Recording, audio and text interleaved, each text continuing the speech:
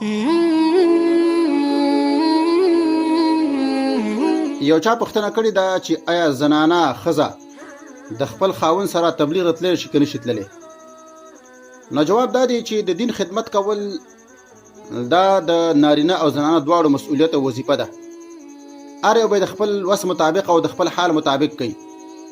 سړي دپاره مثلا دا جومات دی، مدرسه ده، منبرونه دي، دې باندې به چې د خیجو دعوتونه به کوي، جهادونه هم کوي.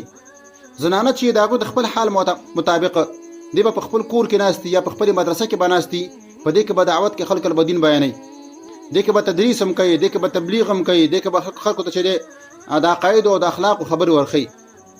دغه صحابیات راواله، د ازواج مطهرات راواخلئ تاسو، هغه مطالعه کوي، د هغوی همدغه زندګي وه. هغوی به خلکو را دین ښوده په خپلو کورونو کې، د هغوی کورونه داسې وو لکه مدرسې. نو مقصد دا دی چې سړی به هم د دین خدمت کوي، زنانه به هم کوي، او دواړه به چې دی په دین کې ځان استعمالوي. دغه تبلیغ لاره چې ده دا هم د دین د خدمت یوه لاره ده، ځکه چې تبلیغ معنا دین خلکو ته رسول. هغه بېله خبره چې چا کې بدعت او بدعت به چې په هر چا کې وي، بدعتي به بدعتي وي. که یو سړی په تبلیغ کې بدعات بیانوي دا بدعتي دی، که یو سړی په تدریس کې بدعات بیانوي دا بدعتي دی، که یو سړی په جهاد کې بدعات باندې جهاد کې دا بدعتي دی. که هر څوک وي همدارنګه راواخله، که څوک شرک بیانوي هغه به مشرک وي. خو لیکن د دین د خدمت د تبلیغ یوه لاره ده.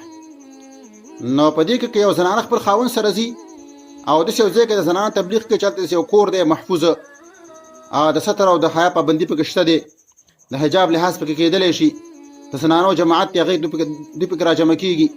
همدارنګه د سړو د خوا نه د سپیکر را تېر شوی دی، یا زنانه په خپله په دې کې مثلا تبلیغ او وعظ کوي، کومه عالمه خطیبه پکې ده، نو بلکل انشاءالله کولی شي.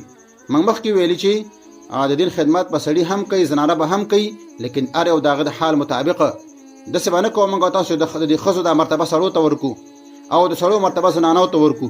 هر یو به د خپل حال مطابق کوي. نو که چېرته زنانو دپاره د حجاب ځای برابر و، د ستر اسباب برابر و، ډېره ښه ده.